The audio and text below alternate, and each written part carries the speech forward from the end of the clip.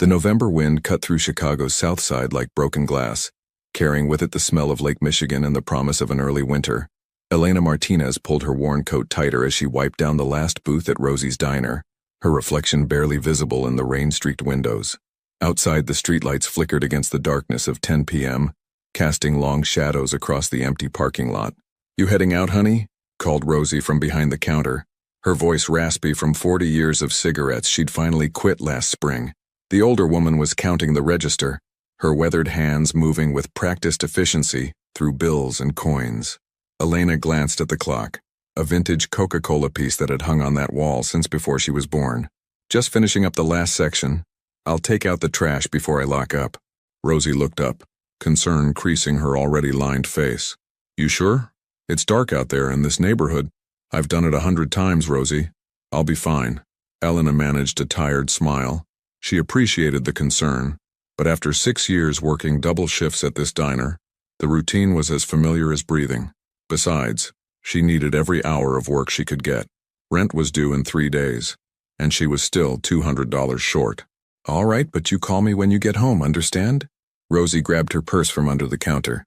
"I mean it, Elena. My phone stays on." "I will. Promise." Elena watched as Rosie headed for the front door, keys jangling in her hand. The older woman had been more than a boss over the years, more like the mother Elena had lost when she was 16. A car accident on the I-90, black ice, gone in an instant. That was 9 years ago, but some wounds never fully closed. The bell above the door chimed as Rosie left, and suddenly the diner felt cavernous. Elena stood in the middle of the checkered floor, surrounded by empty red vinyl booths and silent chrome fixtures. The old jukebox in the corner sat dark and quiet. During the day, this place buzzed with life. Factory workers grabbing breakfast, families sharing weekend pancakes, late-night truckers nursing endless coffee. But now, in these still moments after closing, Elena could hear everything. The hum of the refrigerators, the tick of the clock, the settling sounds of an old building breathing. She gathered the trash bags from behind the counter, one from the kitchen, heavy with food scraps and cooking waste, and one from the dining area, lighter but bulkier with paper and plastic. The back door groaned on its hinges as she pushed it open with her hip, stepping into the alley that ran behind the row of businesses on this street. The cold hit her immediately, stealing her breath. November in Chicago didn't mess around. Elena blinked against the wind, her eyes adjusting to the dimness. The alley was lit by a single security light mounted above the dumpster, its yellow glow creating more shadows than illumination. Graffiti covered the brick walls on both sides. Not the artistic kind, just tags and territorial markings that changed every few months. She'd walked this alley hundreds of times, but tonight something felt different. The air carried a tension she couldn't name, like the pressure before a thunderstorm. Elena shook her head, dismissing the feeling. She was just tired, that was all. 16-hour days did that to a person. The dumpster sat against the back wall, its green metal surface dented and scratched from years of use. Elena approached it, already reaching for the lid, when she heard it, a sound, soft, almost imperceptible, the rustle of paper, movement. She froze, her hand on the cold metal of the dumpster. Rats were common in Chicago alleys, but this sounded bigger. Her heart began to beat faster, adrenaline cutting through her exhaustion. "Hello?"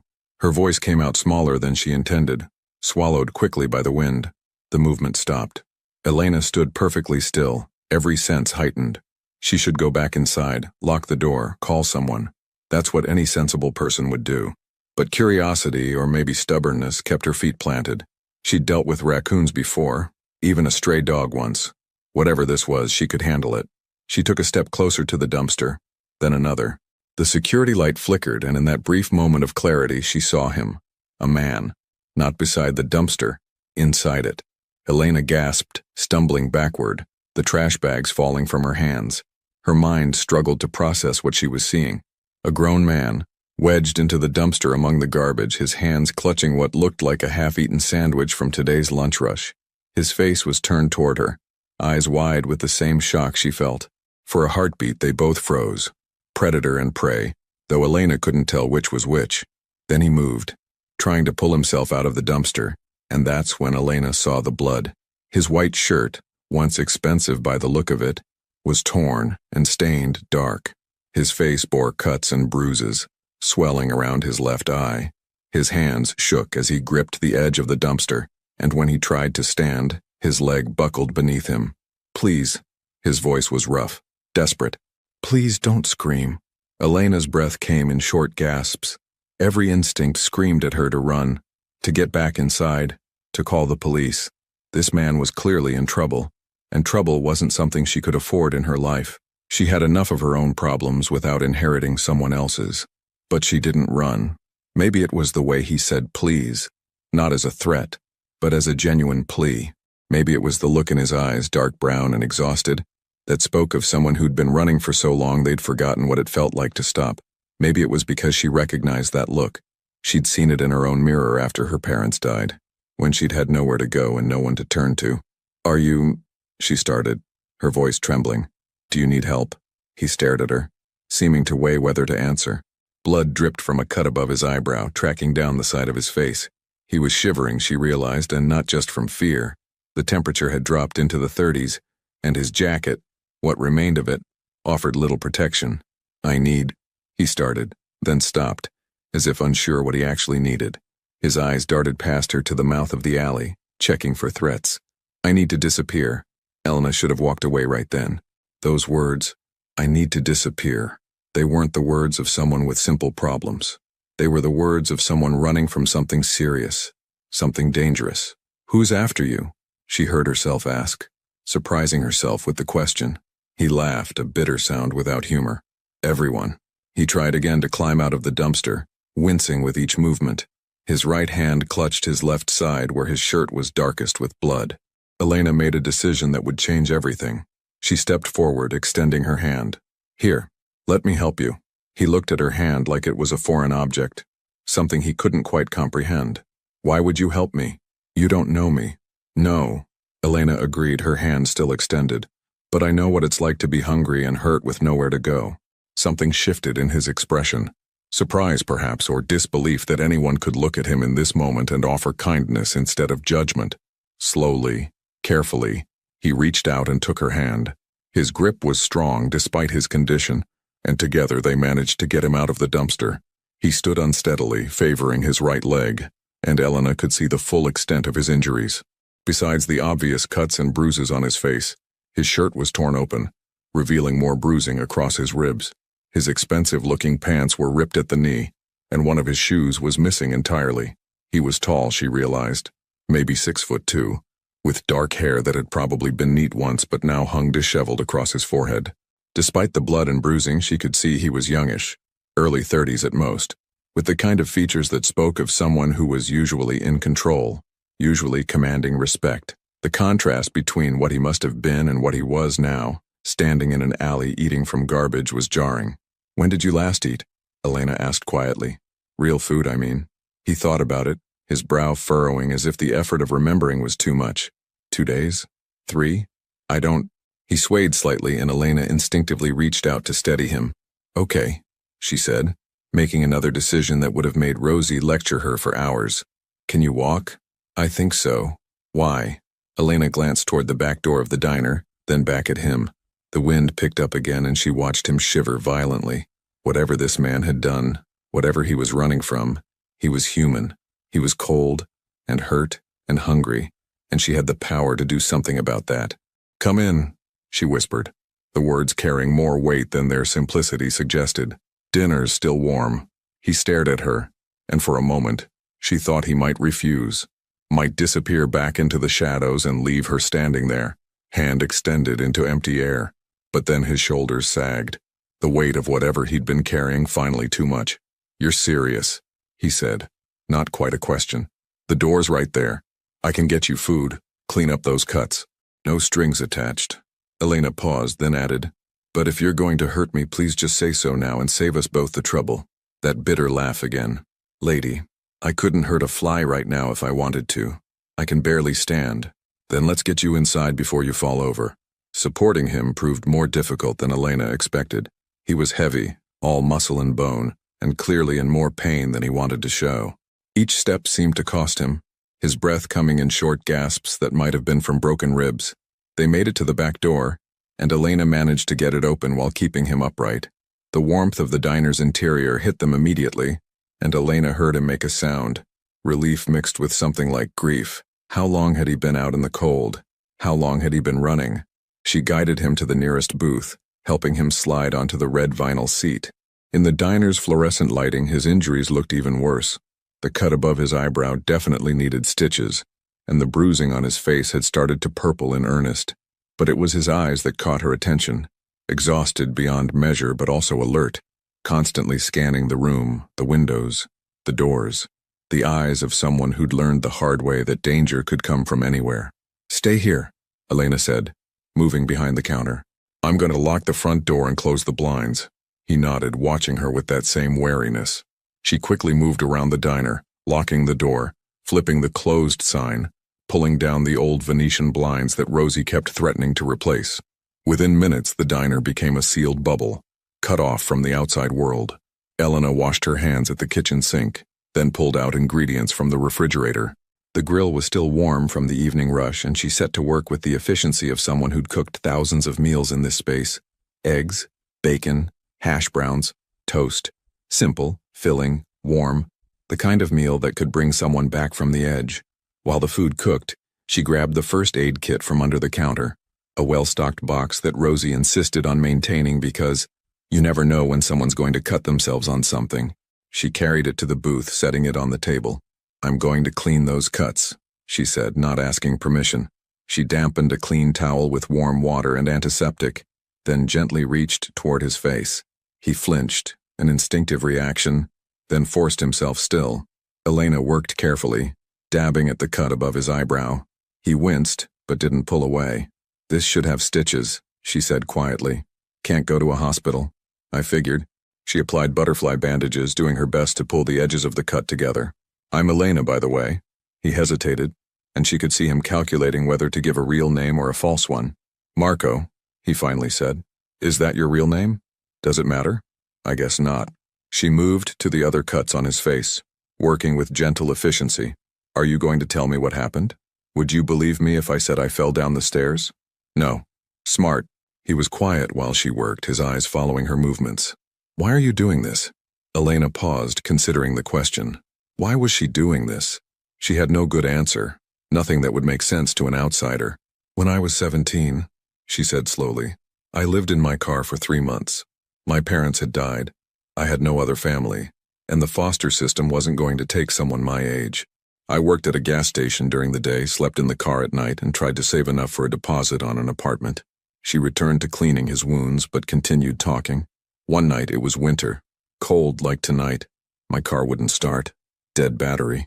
I was stuck in that parking lot with no heat, no money to fix it, nowhere to go. I thought," she swallowed hard at the memory, "I thought I might not make it through the night." Marco was watching her intently now, really looking at her for the first time. This guy came out of the gas station, older man, must have been in his 60s. He saw me sitting there, saw the situation, and he could have just walked away. But he didn't. He jumped my car, drove me to an all-night diner, bought me a hot meal, and gave me the phone number of someone who ran a boarding house for young people. Said no strings attached, just pass it forward someday. "Did you?" Marco asked quietly. "Pass it forward?" Elena looked at him, this broken man in her booth, and smiled slightly. "I'm trying to." The timer on the grill beeped, and she returned to the kitchen. The smell of cooking food filled the diner. Bacon sizzling, eggs frying, toast browning. Simple smells, but powerful. The smell of sustenance, of comfort, of home. She plated the food generously.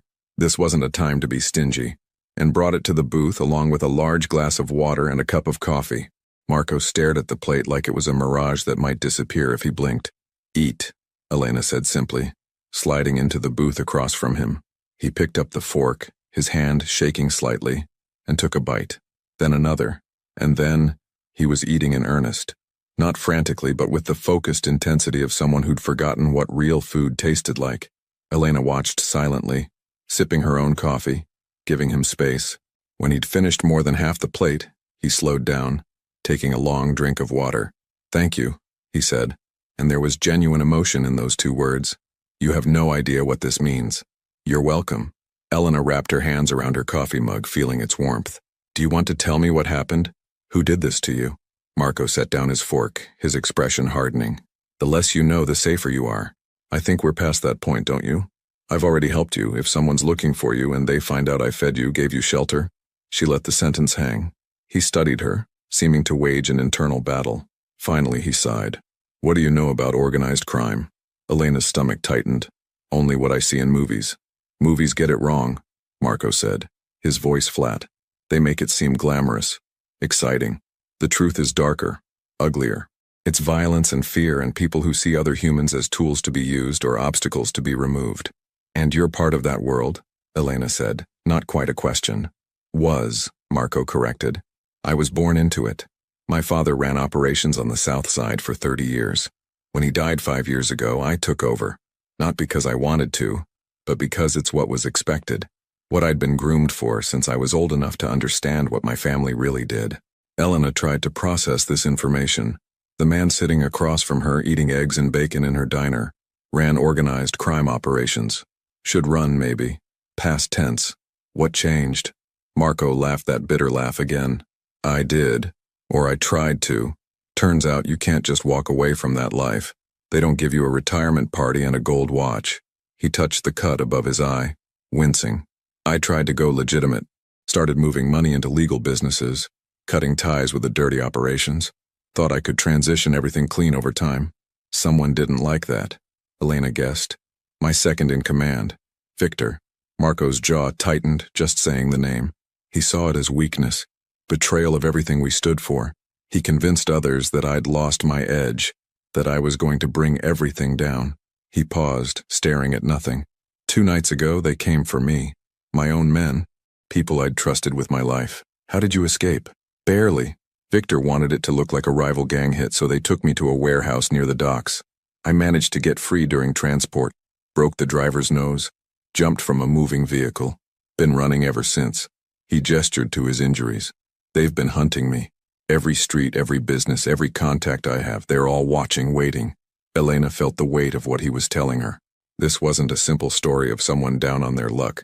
This was someone being actively hunted, someone whose life was in immediate danger. And by helping him, she'd put herself in danger too. You should have told me this before I brought you inside, she said quietly. I know. I'm sorry. If you want me to leave right now, I understand. Elena looked at him, really looked at him. Beneath the blood and bruises, beneath the expensive clothes now ruined, she saw something she recognized. Fear, yes, but also determination. And something else, shame. He was ashamed of what he'd been, of the life he'd led, of the violence he'd surely been part of. When you tried to go legitimate, Elena asked, were you serious? Or was it just a strategy? Marco met her eyes. I was serious. I've done things. He stopped, swallowed hard. I've done things I can't take back. Hurt people, destroyed lives. I can't change the past, but I thought maybe I could stop making it worse. Build something different. But Victor, the others, they didn't want different. They wanted what they'd always known. The diner's old clock ticked steadily, marking seconds that felt heavy with consequence. Outside, a car drove past, its headlights briefly illuminating the closed blinds before moving on. Somewhere in the city, men were looking for Marco, hunting him with the intention to finish what they'd started. Elena thought about the man who'd helped her years ago, who'd given her a chance when he had no reason to. She thought about the thousands of customers she'd served in this diner, each with their own stories, their own struggles. She thought about her own journey, from a scared teenager sleeping in a car to a woman with a home, a job, a life she'd built from nothing. There's a storage room in the back, she said finally. It's small, but there's an old couch back there that Rosie uses during her breaks. You can stay there tonight. Tomorrow we figure out what comes next. Marco stared at her, disbelief clear on his face. You're serious? After everything I just told you? You said you were trying to change. Maybe you deserve a chance to actually do that. Elena stood up, collecting his empty plate. But I need you to promise me something. What? Don't make me regret this. Don't bring violence into this place. This diner, it's not much, but it's good. It's clean.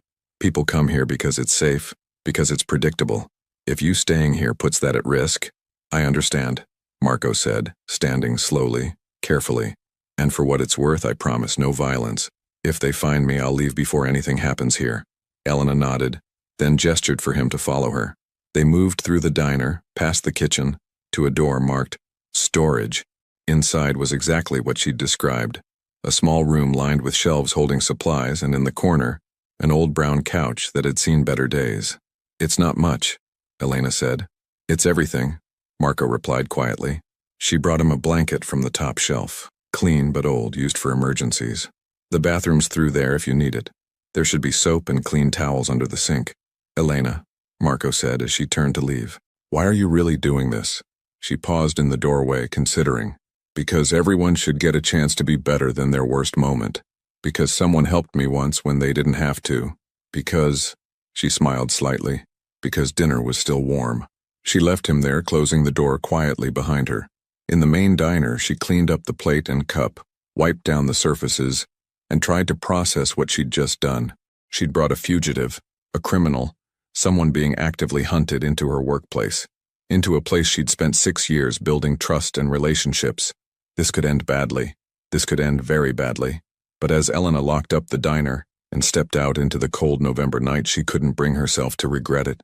Something about Marco's eyes, about his story, about the way he'd said, "I was trying to change."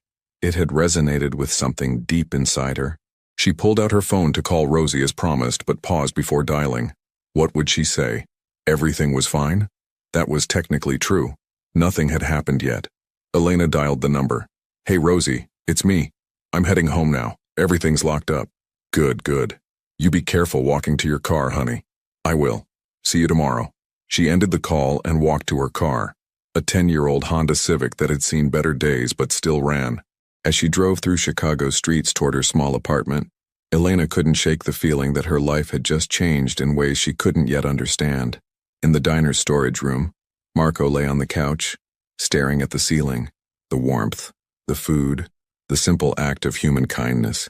It all felt surreal after days of running, hiding, surviving. He touched the bandages Elena had applied to his face, still slightly damp. He thought about Victor, about the betrayal, about the empire he'd been trying to dismantle. They would find him eventually. Men like Victor didn't give up, didn't forgive. The only question was how much time he had. But tonight, for the first time in days, Marco felt something other than fear and desperation. He felt hope. Fragile, uncertain hope, kindled by a waitress who'd looked at him eating from garbage and offered dinner instead of judgment. He closed his eyes, exhaustion finally pulling him under. Tomorrow would bring its own challenges, its own dangers. But tonight, he was warm, fed, and safe. Tonight, that was enough. Outside, the November wind continued to blow through Chicago's streets, carrying with it the scent of coming snow and the weight of choices made. In the distance, sirens wailed, the constant soundtrack of the city. But inside the diner, all was quiet. The first chapter had closed, but the story was just beginning. Morning came too early for Elena. She'd barely slept, tossing and turning in her small apartment, her mind replaying the events of the previous night. Every time she closed her eyes, she saw Marco's face, bruised, exhausted, desperate. She saw herself making choices that any rational person would question. What had she been thinking? Bringing a stranger into the diner, a stranger who admitted to being part of organized crime? But then she remembered his eyes, the shame in his voice when he talked about his past, the way he'd said, "I was trying to change." That had to mean something, didn't it? The alarm on her phone buzzed at 5:30 a.m. and Elena dragged herself out of bed. The Chicago morning was dark and cold, frost forming patterns on her window. She showered quickly, the hot water helping to clear the fog from her brain, and dressed in her usual work clothes, black pants, white shirt, comfortable shoes, the uniform of someone who spent 12 hours on their feet. As she drove back to the diner through empty streets, Elena's hands gripped the steering wheel tighter than usual. What would she find when she got there? Would Marco still be there?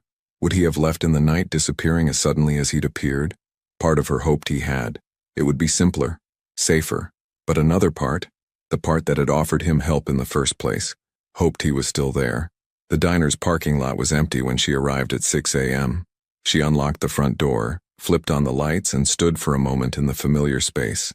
Everything looked normal. Booths in neat rows, counter-cleaned coffee pots ready to be filled. No sign that anything unusual had happened here just hours ago. Elena moved through her opening routine on autopilot, starting the coffee, preheating the grill, checking inventory, setting up the register. But her mind was elsewhere. focused on the storage room door at the back of the diner. She hadn't heard any sounds from there yet. Maybe he really had left. She was pouring her first cup of coffee when she heard it, a soft creak from the back. Her heart jumped, and she set down the pot carefully, trying to steady her suddenly shaking hands. The storage room door opened slowly, and Marco emerged. In the morning light, he looked different. Still injured, still bruised, but somehow more human. He'd cleaned himself up, his face washed, his hair combed back with wet fingers, his torn shirt buttoned as best it could be over the bandages she'd applied. He moved stiffly, clearly in pain, but there was a determined set to his shoulders. "Good morning," Elena said quietly, aware that her voice sounded too loud in the empty diner. "Morning." Marco paused in the doorway, as if unsure whether he was allowed to come further. "I hope it's okay that I used the bathroom sink. I tried not to make a mess." "It's fine." Elena poured a second cup of coffee, adding cream and sugar, and brought it to him. "How did you sleep?" He accepted the cup, wrapping his hands around it like she had the night before. "Better than I have in days. That couch is more comfortable than it looks." He took a sip, closing his eyes briefly. "Thank you. For everything." They stood there awkwardly. Two strangers connected by circumstances neither fully understood. Elena noticed details she'd missed in the darkness and chaos of last night. The strong line of his jaw beneath the bruising, the way he held himself despite the injuries, the expensive watch still on his wrist that he somehow hadn't pawned or lost.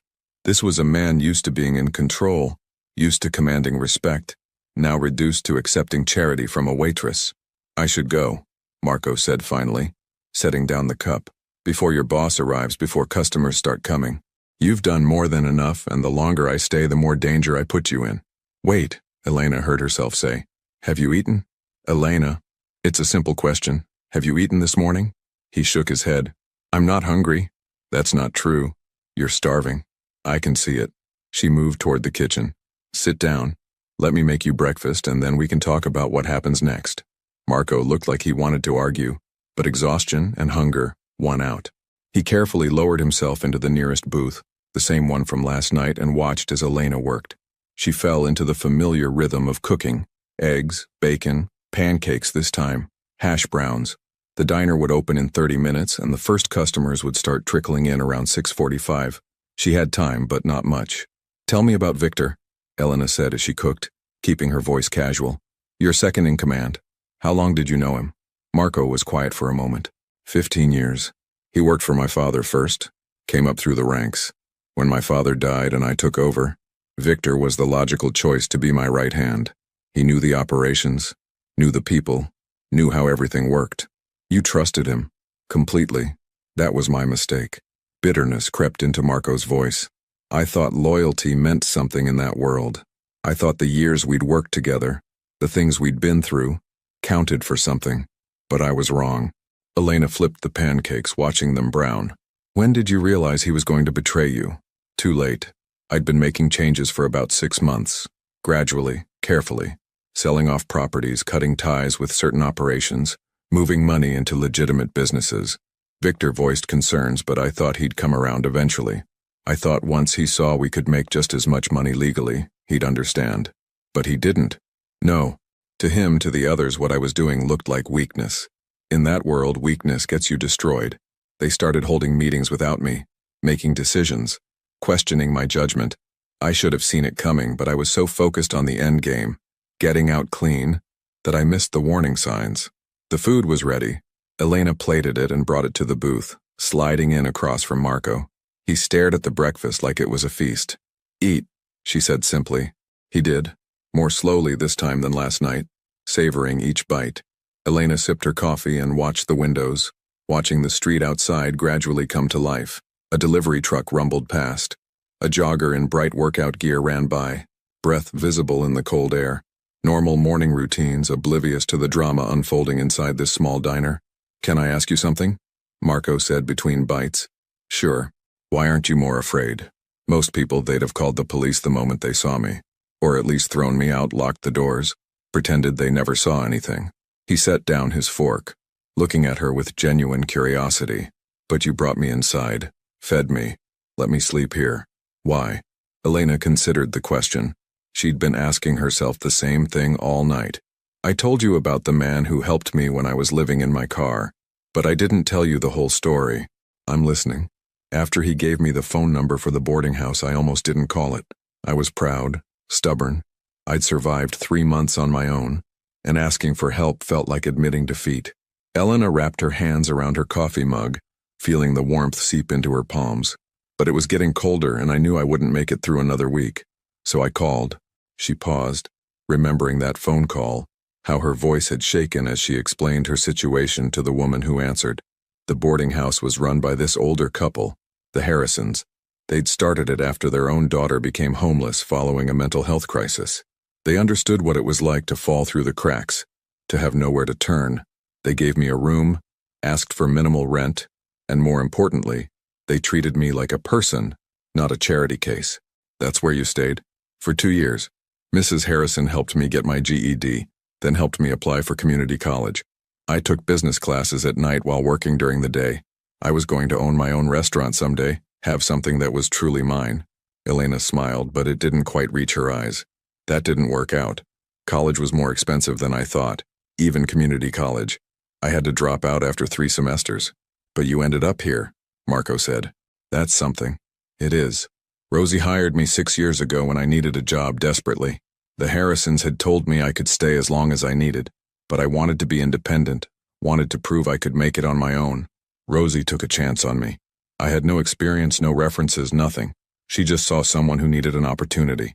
Elena looked around the diner, at the worn booths and vintage fixtures, the faded pictures on the walls showing the diner in various decades. This place became my home.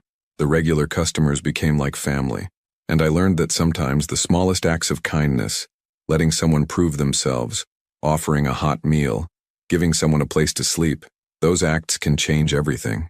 Marco was quiet, absorbing her story. So when you saw me in that alley, I saw someone who needed help. Someone who, despite everything he'd done, despite wherever he'd come from, was still human, still deserving of basic compassion. She met his eyes. Maybe I'm naive. Maybe I'm going to regret this. But I'd rather take that risk than become someone who can walk past suffering without stopping. Before Marco could respond, the front door opened. Both of them tensed, but it was only Rosie, arriving early as she often did. Elena, you're here already? Rosie called out, not yet seeing Marco in the booth. Couldn't sleep either, huh? I tell you, this cold weather plays havoc with my... She stopped mid-sentence, finally noticing the man sitting in the booth. Her eyes widened, taking in his bruised face, his torn clothes, the obvious signs of violence. Her gaze snapped to Elena, a dozen questions in that single look. Rosie, Elena stood quickly. This is Marco. He needed help last night. Rosie looked between them, her expression unreadable. She'd run this diner for 40 years, had seen everything Chicago's streets had to offer. She wasn't easily shocked, but this clearly caught her off guard. Help, Rosie repeated slowly. What kind of help? The kind where someone has nowhere else to go, Elena said carefully. I let him sleep in the storage room. I was going to talk to you about it this morning, I swear. I wasn't trying to hide anything. Marco started to stand. Ma'am, I'm sorry for any trouble. I'll leave right now if... Sit down, Rosie said firmly. She moved behind the counter, poured herself a cup of coffee, and studied Marco with the sharp assessment of someone who'd dealt with all types of people. You in trouble with the law? It's complicated, Marco admitted. Complicated meaning, yes. Rosie turned to Elena. And you just decided to bring him here? To my diner? I did. And if you want to fire me, I understand. But I'd make the same choice again. Rosie was silent for a long moment, sipping her coffee, thinking. Elena held her breath, aware that her impulsive decision last night might cost her not just her job, but the closest thing to family she had left. How long has it been since you ate a proper meal? Rosie finally asked Marco. He blinked, surprised by the question. 2-3 days before last night. Elena fed me then, too. And where will you go when you leave here? I don't know yet. Rosie sighed, a sound that seemed to come from deep in her chest. Elena, can I talk to you in the kitchen? Privately? Elena followed Rosie into the back, her heart pounding. Through the serving window, she could see Marco sitting in the booth, his posture tense, probably expecting the worst. All right, Rosie said once they were alone. Tell me everything, and I mean everything. No sugarcoating, no protecting me from the truth. What did you get yourself into? Elena explained it all, finding Marco in the dumpster, bringing him inside, learning about his past, his attempts to go legitimate, the betrayal. She left nothing out, knowing that Rosie deserved the complete truth. When she finished, Rosie leaned against the counter, rubbing her temples. Lord, child, you really know how to complicate your life, don't you? I know it was stupid. I know I should have called the police or just walked away. But Rosie, you always taught me that this diner stands for something, that we treat people with dignity, that we help when we can. How could I walk past someone who needed help and still call myself the person you trained me to be? Rosie looked at her, and Elena saw emotions warring in the older woman's eyes. Concern, frustration, but also something like pride. You're right. I did teach you that, and I meant it. But Elena, this is different. This isn't giving a free meal to someone who's short on cash or letting someone warm up on a cold day. This man has dangerous people looking for him. I know. If they find him here, I know, Elena repeated. But what else could I have done? Rosie was quiet, then suddenly laughed. A short, sharp sound. You know what? You remind me of me at your age. Stubborn, idealistic, convinced I could save everyone. She shook her head. Fine. He can stay in the storage room for now, but only for a few days until he figures out his next move. And if anything seems off, if any dangerous-looking people start hanging around, he's gone. Understood? Relief flooded through Elena. Understood. Thank you, Rosie. Don't thank me yet. We might both regret this. Rosie headed back to the dining area, Elena following. Marco, she addressed him directly. You can stay for a few days, but you follow our rules. You stay in that storage room during business hours unless Elena says otherwise. You don't bring trouble to my door, and you help out. Cleaning, dishes, whatever needs doing. If you're going to be here, you're going to earn your keep. Marco stood, something like respect in his eyes. Yes, ma'am, thank you. I won't forget this. See that you don't. Rosie checked her watch. Elena, finish getting the place ready to open. Marco, you need to be out of sight in 10 minutes. We'll figure out the rest as we go. The morning rush started at 6:45, exactly as Elena predicted. The diner filled with the usual crowd, construction workers grabbing breakfast before their shift, nurses coming off the night shift at the hospital 3 blocks away, students from the community college stopping by before early classes. Elena moved through her routine with practiced ease, but her mind was partially elsewhere, aware of Marco hidden in the storage room. Around 8:30 a.m., during a brief lull between the breakfast and mid-morning crowds, Elena brought Marco another cup of coffee and a plate of leftover pancakes. She found him sitting on the couch, staring at his hands. You okay? She asked, setting down the food. I've been thinking, Marco said slowly, about what happens next. I can't stay here indefinitely. Victor's people, they're thorough. They'll check every business, every contact, every place I might go. Eventually, they'll come here. Then we make sure you're gone before they do. It's not that simple. He paused, seeming to struggle with something. There's evidence, documentation of everything Victor's done, everything the organization has done. I kept records, insurance in case things went wrong. I need to get to it. Where is it? A safety deposit box at a bank downtown. But I can't just walk in there. Victor will have people watching, waiting for me to make exactly that kind of move. Elena sat down on the couch beside him thinking, what if someone else got it for you?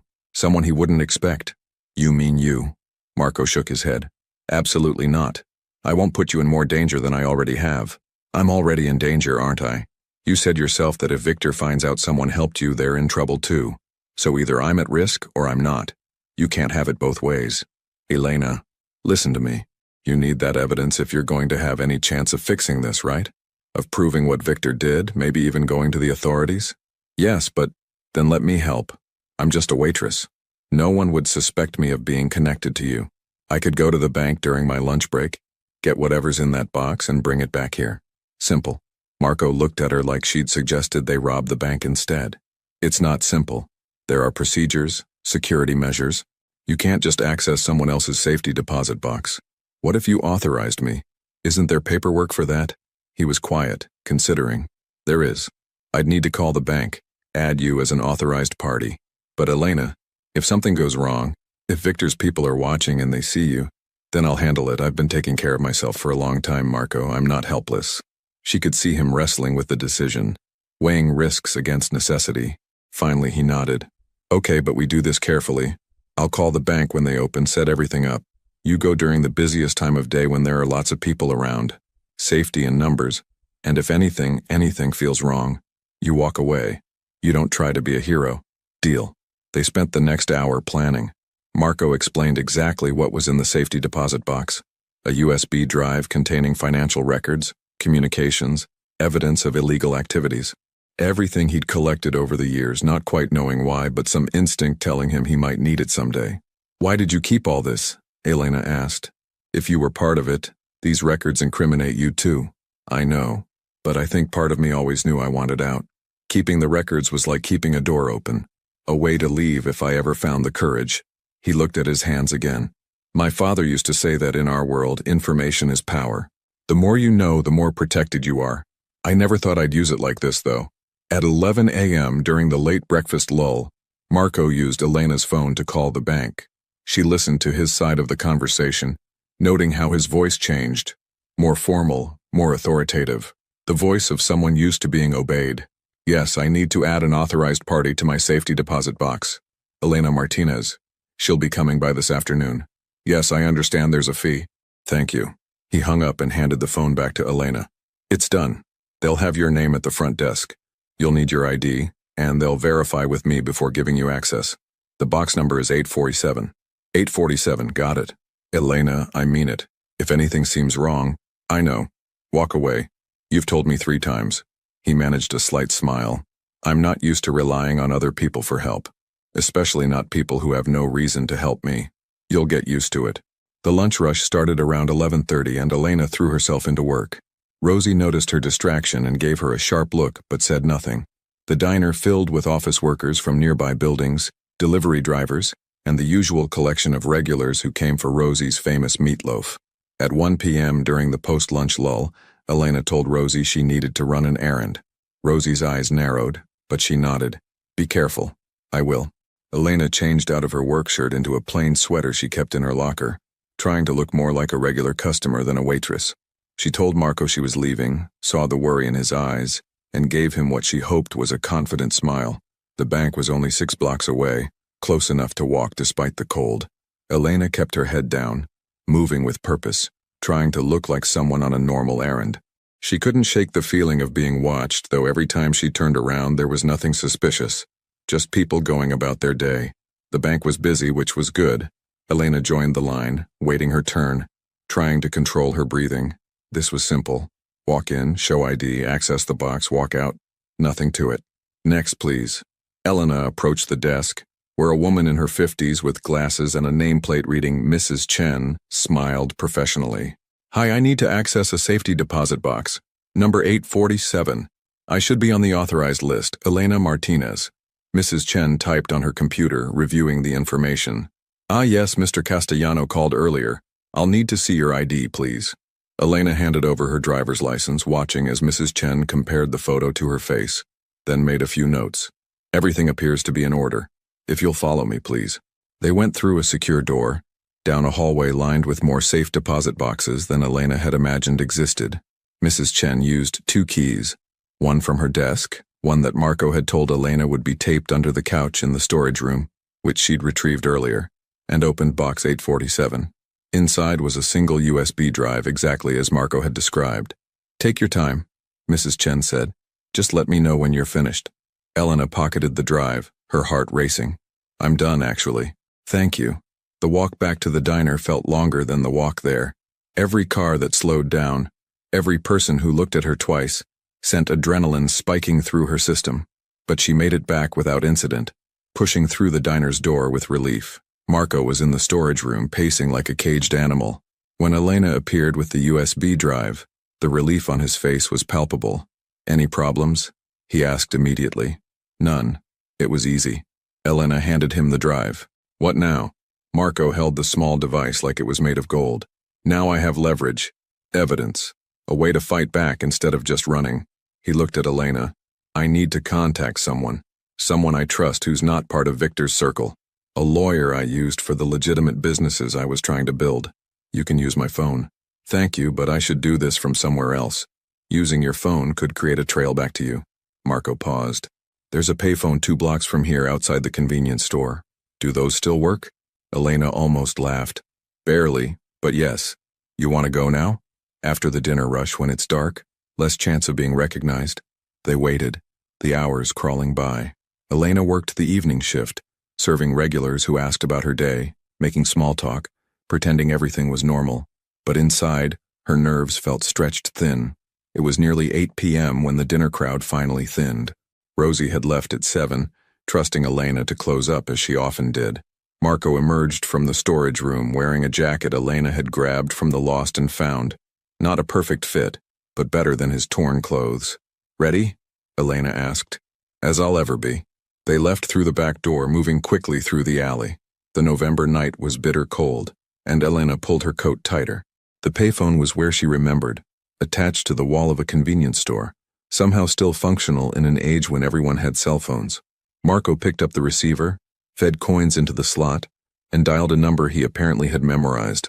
Elena stood nearby, trying to look casual while keeping watch. Robert, it's Marco Castellano. Yes, I know you've heard things. Listen, I need your help. I have evidence, documentation of everything Victor's done. I know it's dangerous, but Robert, please, you're the only person I can trust with this. Elena watched his face as he talked, seeing hope and desperation warring in his expression. The conversation lasted maybe 5 minutes, though it felt longer. Finally, Marco hung up. Well? Elena asked. He'll help. He's scared, but he'll help. We're meeting tomorrow night at his office. Marco looked at Elena. He suggested I go to the FBI, turn myself in along with the evidence, offer to testify in exchange for protection and a reduced sentence. That sounds like a good plan. It means admitting to everything I've done, facing consequences for all of it. Isn't that what you wanted? A chance to make things right? Marco was quiet, then nodded slowly. Yes. Yes, it is. It's just, once I do this, there's no going back. My old life, such as it was, is over. Maybe that's not a bad thing. They walked back to the diner in silence, each lost in their own thoughts. It wasn't until they were inside, door locked behind them, that Elena realized how much danger they were both in. Marco making contact with his lawyer, moving pieces into place. It all meant Victor would eventually find out, would come looking. As if reading her mind, Marco said, After tomorrow, you need to distance yourself from all this. Tell people I threatened you, forced you to help, whatever you need to say to stay safe. I'm not going to lie about helping you. Elena, when this comes out, and it will, Victor's people will be looking for anyone connected to me, anyone who helped me. I won't let you become a target. Then we'll be careful. But I'm not abandoning you now, Marco. You're going to need someone in your corner when you walk into that FBI office. He looked at her with an expression she couldn't quite read. Gratitude mixed with something deeper, something that made her heart beat faster. Why? He asked quietly. Why do you care so much about what happens to me? Elena thought about her answer. Really thought about it. Because I think people deserve second chances. Because I think you're genuinely trying to change. And because, she paused, searching for the right words. Because sometimes you meet someone and you just know you're supposed to help them. I can't explain it better than that. Even if it puts you in danger, even then. They stood in the empty diner, the only light coming from the security lamp in the corner. Outside, Chicago continued its endless rhythm. Cars passing, sirens in the distance, life moving forward. But inside this small space, time felt suspended, crystallized in this moment of connection between two people from completely different worlds. I should let you go home, Marco said finally. You've been on your feet all day. I should get some sleep, Elena agreed, but neither of them moved. Elena, Marco said, and there was something different in his voice now. I want you to know, when this is over, when I've testified and everything's done, I'm going to pay you back for this. For the food, the shelter, the help, all of it. I don't want your money, Marco. Then what do you want? She smiled. I want you to actually change, to become the person you're trying to be. That would be payment enough. He shook his head slowly, something like wonder in his eyes. You're remarkable, you know that? I'm really not. I'm just someone trying to do the right thing. That's exactly what makes you remarkable. Elena felt heat rise to her cheeks and broke eye contact. I should really go. Tomorrow's going to be a long day. Yeah, get some rest. She gathered her things, double-checked that the doors were locked, and left Marco in the storage room. As she drove home through the dark streets, Elena couldn't shake the feeling that everything was about to change. Tomorrow, Marco would meet with his lawyer. Soon after, he'd go to the authorities. And then what? She couldn't think that far ahead. For now, she'd help someone who needed it. Whatever came next, they'd face it together. In the storage room, Marco lay on the couch, the USB drive clutched in his hand. He thought about Elena, about her kindness, her courage, her unwavering belief that people could change.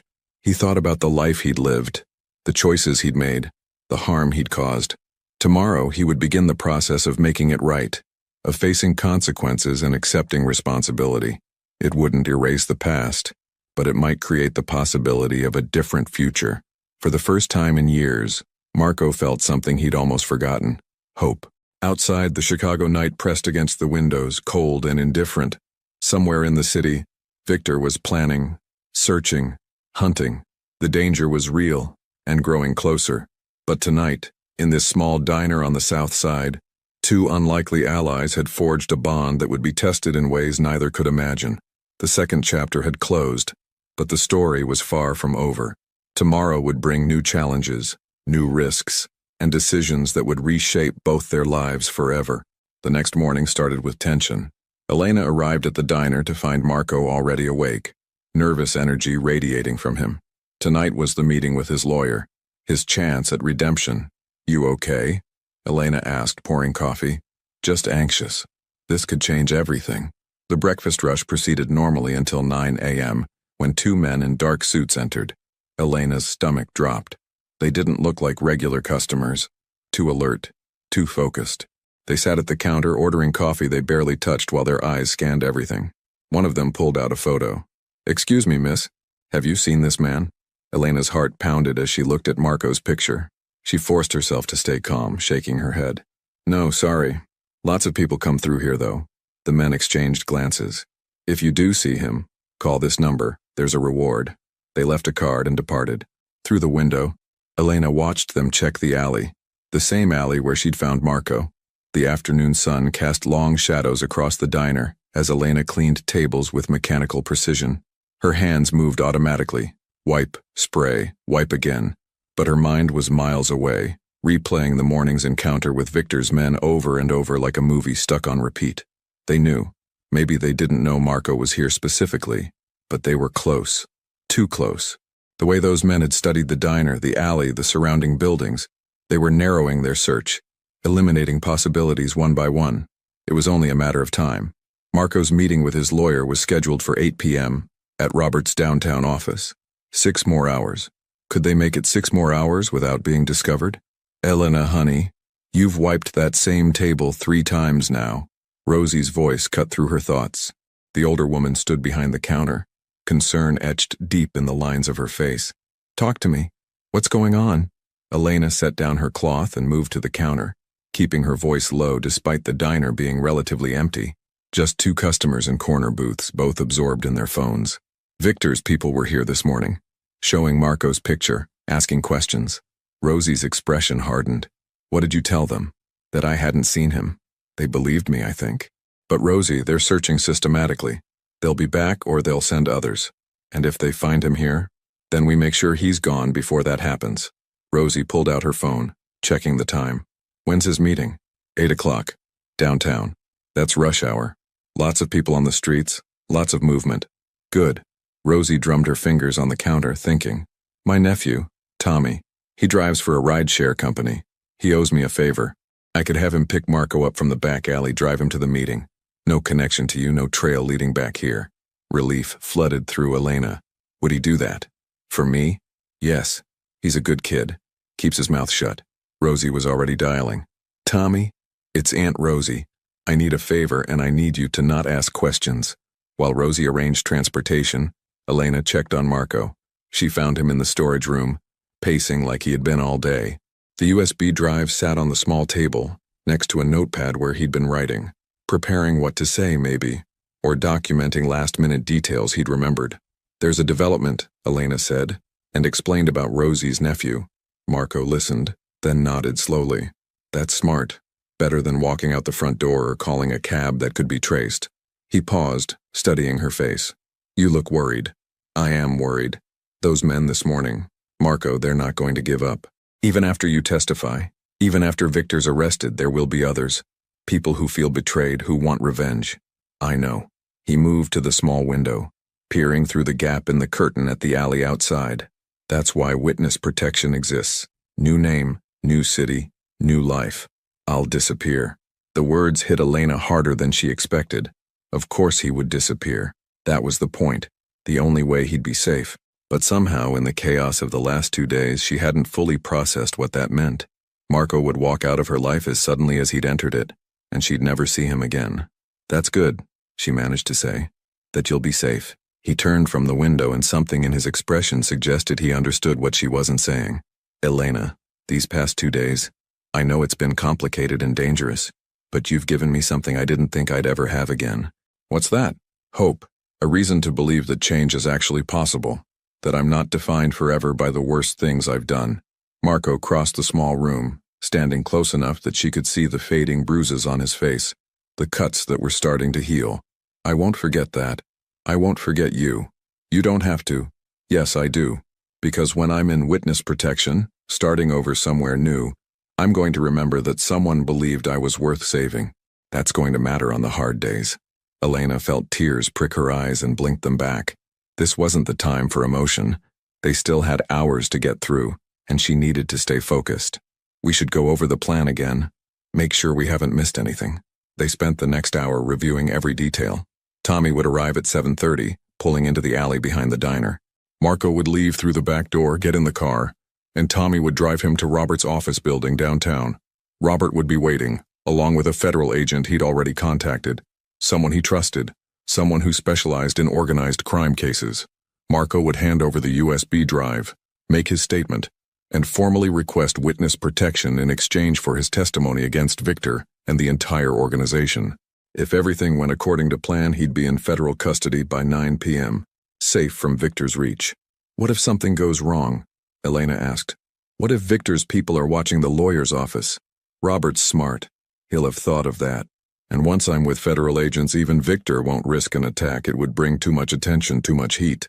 Marco tried to sound confident, but Elena heard the uncertainty underneath. The dinner rush started at 5:30 and Elena forced herself to work normally. Smile at customers, take orders, deliver food, make small talk. Every time the door opened, her heart jumped. Every unfamiliar face made her pulse quicken. But the evening progressed without incident.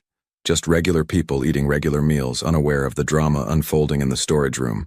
At 7 p.m., Rosie sent Elena on an early break. Go. Talk to him. You both need this.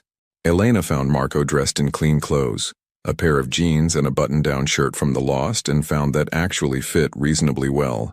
He'd shaved using a disposable razor from the first aid kit, and without the bruises and blood and exhaustion, Elena could see him clearly for the first time. This was who he might have been in another life. Someone successful, confident, normal. You clean up well, she said with a small smile. I borrowed these. I'll replace everything, I promise. Don't worry about it. Elena sat on the couch and Marco joined her. They sat in comfortable silence for a moment, listening to the muffled sounds of the diner beyond the door, dishes clattering, conversations humming, Rosie calling out an order to the kitchen. I've been thinking about what comes after, Marco said quietly. After the testimony, after witness protection places me somewhere new, I'll need to find work, build a life. I was thinking maybe something simple, construction, warehouse work, something with my hands, something honest. You'd be good at that. You've got a strong work ethic. I saw how you cleaned up after yourself, tried to help despite your injuries. I want to be the kind of person who contributes something positive, who helps instead of harms. He looked at his hands. Hands that had done things he regretted. Hands that were now trying to build something different. Do you think that's possible? Real redemption? Elena thought about her own journey. From a scared teenager living in a car to a woman with a job, a home, a life. I think redemption is possible if you're willing to do the work. It won't be easy, and it won't erase the past. But yes, I think people can change. Even people like me. Especially people like you. Because you're trying. That matters. The alarm on Elena's phone buzzed. 7:25 p.m. 5 minutes until Tommy arrived. Her stomach clenched with nerves and something else she didn't want to name. It's almost time, she said unnecessarily. Marco stood, gathering the few items he'd accumulated. The USB drive, the notepad, a jacket. He looked around the small storage room that had been his sanctuary for 2 days. I'll never forget this place. This diner. You. Marco. A sharp knock on the back door cut her off. 3 quick raps. A pause. Then 2 more. The signal Rosie had arranged with Tommy. That's him, Elena said, her voice catching slightly. They moved through the diner's kitchen to the back door. Elena checked the peephole, confirmed it was Tommy, a young man in his 20s with Rosie's same kind eyes, then unlocked the door. Hey, Aunt Rosie said you needed a ride? Tommy kept his voice casual, playing his role perfectly. Where we headed? Downtown. I'll give you the address. Marco turned to Elena, and for a moment they just looked at each other. So much had happened in such a short time. 2 days that had changed both their lives fundamentally. Thank you, Marco said simply, for everything. Be safe, Elena replied. And Marco, keep your promise. Become the person you want to be. I will. He stepped out into the alley and Tommy led him to a gray sedan parked nearby. Elena watched from the doorway as they got in, as the car started, as the taillights disappeared around the corner. Just like that, he was gone. She locked the door and leaned against it, suddenly exhausted. The adrenaline that had kept her going for 2 days drained away all at once, leaving her shaky and hollow. Elena? Rosie appeared in the kitchen doorway. He's gone? Yeah, he's gone. Rosie crossed the room and pulled Elena into a hug, firm and warm and grounding. You did a good thing, honey. A scary, complicated, possibly foolish thing, but a good thing. Elena laughed, though it came out more like a sob. I hope so. Now we wait and see what happens next. What happened next came faster than either of them expected. At 8:45 p.m., as Elena was wiping down tables and preparing to close, 2 police cars pulled up outside the diner. Elena's heart stopped. Had something gone wrong?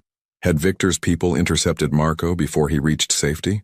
But when the officers entered, their demeanor was professional, not aggressive. The lead officer, a woman in her 40s with sharp eyes and a badge that read Detective Morrison, approached the counter.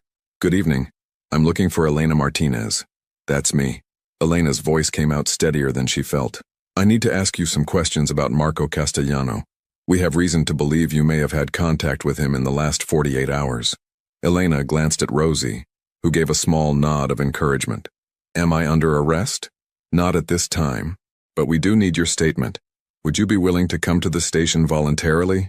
The word voluntarily hung in the air, carrying the implication that if Elena refused, it might not remain voluntary for long. Okay, let me get my things. I'm coming too, Rosie said firmly. She's not going anywhere without me. Detective Morrison seemed to consider objecting, then nodded. Fine, follow us, please. The drive to the police station felt surreal. Elena sat in the back of the squad car, not handcuffed, not under arrest, but definitely not free to leave, and watched Chicago's streets pass by. What would she tell them? The truth? Lies to protect herself? Some combination of both? At the station, they were taken to a small interview room, industrial gray walls, fluorescent lighting, a table with chairs on either side. Detective Morrison sat across from Elena while Rosie stood near the door, her presence a silent support. Ms. Martinez, I'm going to be direct with you. Marco Castellano is currently in federal custody, providing testimony about organized crime activities. He's confirmed that you provided him with shelter and assistance over the past 2 days. Is that accurate? So Marco had told them. Elena felt relief. At least he'd made it safely to the authorities. Yes, that's accurate. Can you explain how you came to be involved with Mr. Castellano? Elena took a breath and told the story, finding Marco in the alley, bringing him inside, learning about his situation, helping him retrieve the evidence he needed. She left nothing out, understanding that honesty was her best protection now. Detective Morrison listened without interrupting, taking notes occasionally. When Elena finished, the detective set down her pen and studied her for a long moment. Ms. Martinez, do you understand that harboring a fugitive is a crime? He wasn't a fugitive. No warrants had been issued for his arrest. No, but he was involved in criminal activities, and people were actively searching for him to cause him harm. You could have been charged as an accessory. Could have been? Elena caught the past tense. Detective Morrison's expression softened slightly. Mr. Castellano was very clear in his statement that you had no knowledge of his criminal activities when you first helped him, and that you acted purely out of compassion. The federal agent handling his case believes your testimony will be valuable, but they're not interested in prosecuting someone who helped facilitate his cooperation with authorities. Relief washed over Elena so intensely that she felt dizzy. So I'm not in trouble? You're not in trouble. However, I need to warn you. Victor Morozov and his associates are still at large. They will eventually learn that Mr. Castellano had help, and they may come looking for information about who helped him. You need to be careful. For how long? Until we can arrest Morozov and dismantle his organization. Could be weeks, could be months. In the meantime, we'll have patrol cars increase their presence near your home and workplace. If you notice anything suspicious, anyone following you, strange phone calls, unfamiliar people asking questions, you contact us immediately. Detective Morrison slid a card across the table. My direct number. Call any time, day or night. Elena took the card, the reality of her situation settling over her like a weight. This wasn't over. Not really. Marco might be safe in federal protection, but she was still here, still exposed, still a potential target. Can I ask you something? Elena said. Is Marco okay? Will he be safe? He's in the best hands possible.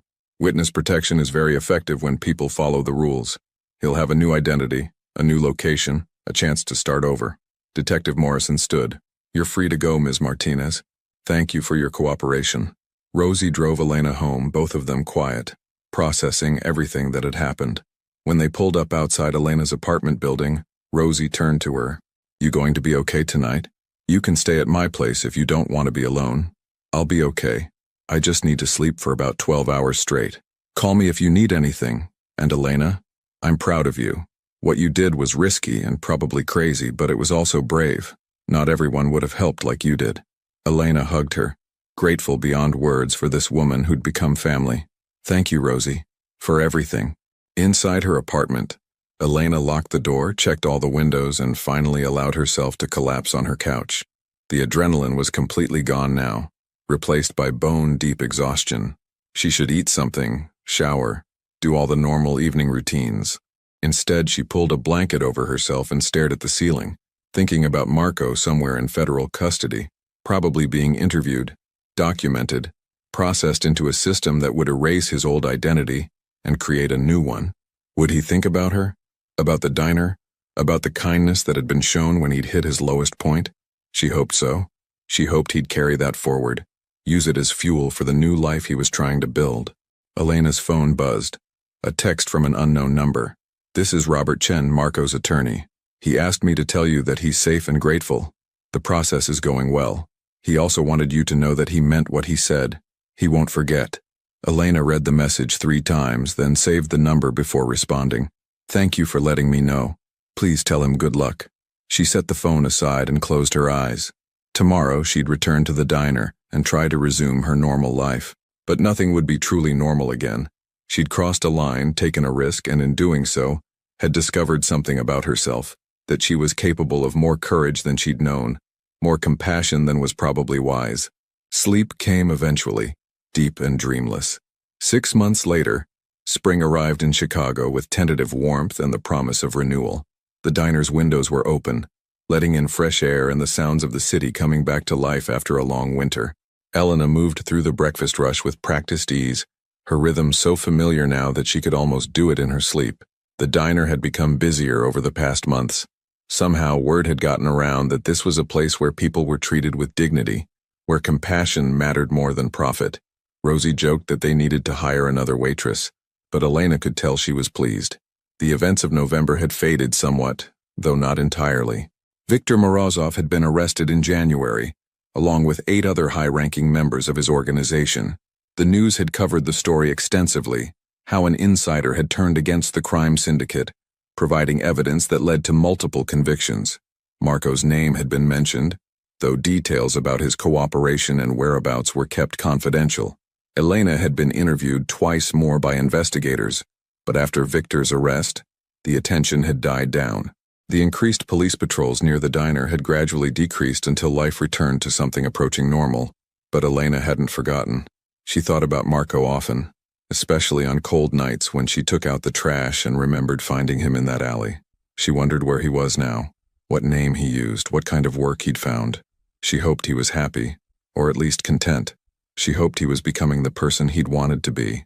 At 10 a.m. during the mid-morning lull, the mailman delivered the diner's usual stack of bills and advertisements. Elena sorted through them absently, while Rosie prepared lunch specials in the kitchen. Then she saw it, a postcard. The front showed a generic landscape, mountains and forest, no identifying features. Elena flipped it over and her breath caught. The message was brief, written in handwriting she recognized despite having only seen it once on that notepad in the storage room. Dinner's still warm. Working construction now. Building things instead of breaking them. You were right. Change is possible. Thank you for seeing the person, not the past. M. No return address. No location marker. Nothing that could trace back to wherever he was. But it was enough. It was more than enough. Elena felt tears sting her eyes. Happy tears this time. He'd made it. He was building a new life, keeping his promise, becoming someone different. What's that? Rosie asked, emerging from the kitchen. A postcard. From a friend. Elena smiled, reading the message again. He's doing well. Rosie looked at the postcard, understanding immediately. Good. That's real good. She squeezed Elena's shoulder. You did that, honey. You gave him a chance when no one else would. He did the hard part. I just offered dinner. Sometimes that's all someone needs. A hot meal and someone who believes in them. Elena pinned the postcard to the bulletin board behind the counter, among photos of regular customers, newspaper clippings about the diner's anniversary, Rosie's grandchildren's artwork. It fit there perfectly. Another piece of the diner's story, another life that had been touched by this place. The door chimed and a young man entered, early 20s, wearing worn clothes with the haunted look of someone who'd been sleeping rough. He approached the counter hesitantly. Excuse me, he said quietly. I don't have much money, but I haven't eaten in 2 days. Is there any way I could work for a meal? Wash dishes, clean, whatever you need? Elena looked at him, seeing the desperation, the pride that made asking for help so difficult, the hope that someone might say yes. She thought about Marco eating from the dumpster. She thought about herself at 17 living in her car. She thought about the man who'd helped her when he didn't have to. Sit down, Elena said warmly, already moving toward the kitchen. Let me get you some breakfast, no work necessary. Really, but I can't pay. Don't worry about it. Everyone deserves a warm meal. The young man's eyes filled with gratitude as he slid into a booth. Elena prepared eggs, bacon, hash browns, toast. The same meal she'd made for Marco that first night. As she cooked, she felt the rightness of this moment, this continuation of a cycle that stretched back through her own life and forward into an unknown future. Rosie came up beside her, watching the young man through the serving window. Here we go again, she said, but she was smiling. Here we go again, Elena agreed. She brought the plate to the booth, set it down in front of the young man, and watched as he stared at the food like it was a miracle. Take your time. Eat as much as you want. Thank you, he whispered. You don't know what this means. I think I do. As Elena returned to the counter, she glanced at the postcard on the bulletin board. Marco had said that remembering someone believed he was worth saving would matter on hard days. Elena understood that now in a deeper way. It wasn't just about helping someone in the moment. It was about creating ripples, about passing forward the kindness that had been shown to you, about building a world where compassion mattered more than judgment. The morning sunshine streamed through the diner's windows, illuminating dust motes that danced in the air. Outside, Chicago continued its endless rhythm. People rushing to work, buses running their routes, construction crews building and rebuilding, life moving forward, one day at a time. Inside the diner, a young man ate a warm meal and felt hope for the first time in days. A waitress cleaned tables and thought about redemption and second chances. An older woman cooked in the kitchen and smiled at the goodness still possible in the world. And somewhere in a city far away, a man who used to be Marco Castellano worked a construction site, building things with honest labor, carrying with him the memory of a cold November night when someone had whispered, "Come in, dinner's still warm."